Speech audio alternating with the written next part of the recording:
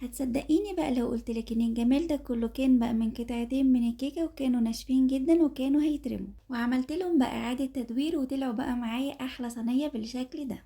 وبعد ما كانوا مش عايزين يقربوا من الكيكة دلوقتي بقى خلصوا الصينية كلها.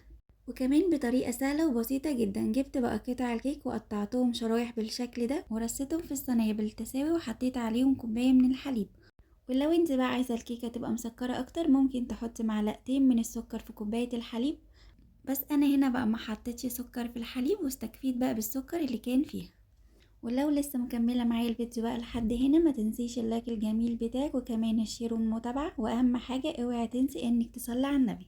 وكمان ياريت تعرفيني في الكومنتات بتحبي بقى العرض الصامت اكتر ولا التسجيل الصوتي. وبعد كده بقى حطيت الكيكة والحليب على جنب علشان بقى الكيكة تتشرب الحليب كويس جدا، وكمان علشان اعمل الطبقة التانية.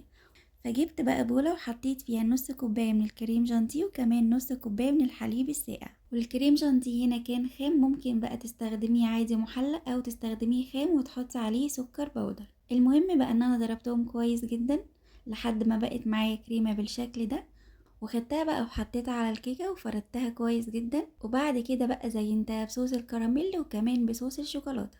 وبعد كده بقى بخلة السنين عملت بقى كده خط زجزاج.